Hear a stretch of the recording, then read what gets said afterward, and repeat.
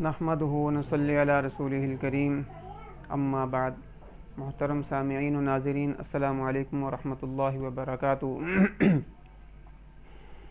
رسول پاک صلی اللہ علیہ وسلم کی سنتیں یقینی ہدایت اور یقینی نجات کا ذریعہ ہیں، اس لیے ہر مسلمان کو سنتوں پر عمل کرنا اور ان کو پھیلانا، ان کی نشر و اشاعت کی کوشش کرنی چاہیے۔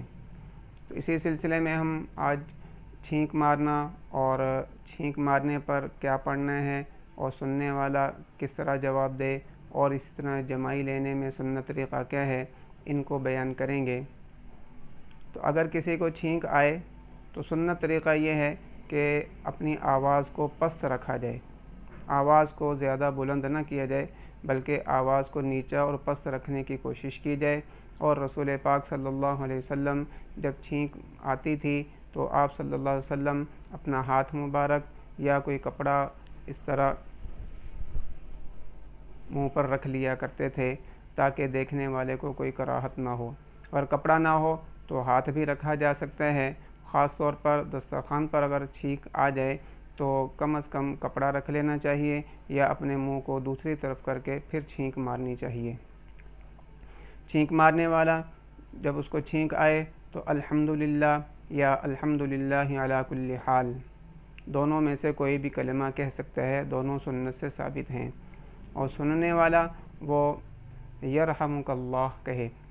اگر چھینک مارنے والا مرد ہے اور اس نے چھینک مارنے کے بعد الحمدللہ کہا تو جواب میں یرحمک اللہ کہا جائے، اور اگر چھینک مارنے والی عورت ہے اور اس نے چھینک مارنے کے بعد الحمدللہ کہا تو جواب میں یرحمک اللہ کہا جائے۔ اگر چھینک مارنے والا الحمدللہ نہ کہے تو سننے والے پر کوئی ضروری نہیں ہے کہ وہ یرحمک اللہ کہہ کر اس کو جواب دے۔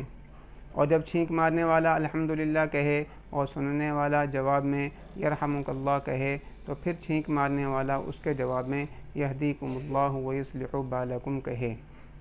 اسی طرح اگر کسی کو جمائی آ جائے، جمائی یہ سستی کی علامت ہے، تو اس لیے جمائی کو روکنے کی کوشش کرنی چاہیے، جتنا ہو سکے اس کو روکا جائے۔